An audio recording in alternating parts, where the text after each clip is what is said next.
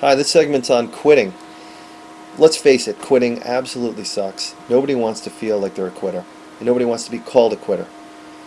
I felt like a quitter many times. When I started Ironman training years ago, the thing that resonates most is when my parents used to say to me, "Don't do a half-assed job, and when you're going to do something, do it to the best of your ability." I didn't really understand what that meant. As an athlete, you go through these ups and downs, and it's not an easy process. But you don't realize how how challenging it is to your emotional state when you're competing one on one.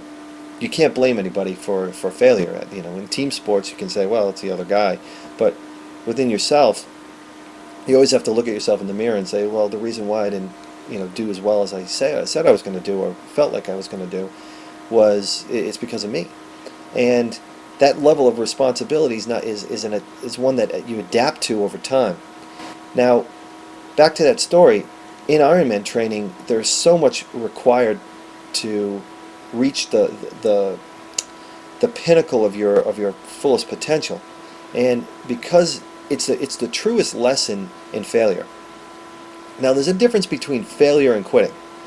The quitting is when you have an expectation and you have this ideal outcome and a sense of potentially an unrealistic sense of what is possible at that time, and you're in the midst of doing a workout or an actual event, and you pull the plug on the event early because of a psychological reason, like lack of confidence, or maybe inside yourself you're saying, it's not the right time, or I trained too much, I'm too tired, things hurt.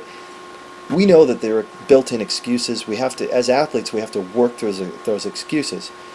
That's applicable to any part of life. So, to realize your fullest potential, you owe it to yourself to start something and not quit. I'm following that in my life right now.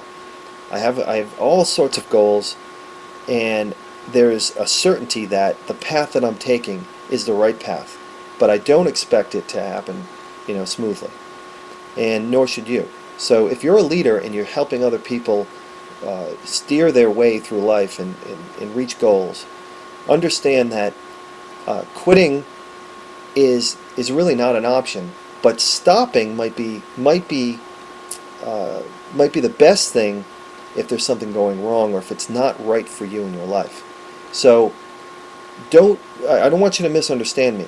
If you realize that something isn't right for you, then stopping is the best thing for you, and not continuing. But if it is right for you and you've set goals and you set this day-to-day structure that requires continuity, effort, mental intensity, creativity, a passion, stick to it. Don't give up. Don't quit. Keep moving forward, and realize that there's gonna be a struggle, and it's okay, and you'll get to the other side. And I think that is probably the best mental lesson that I can share with you, and which is gonna lead me into mental intensity, because that's a great one. I've got all kinds of stories on mental intensity.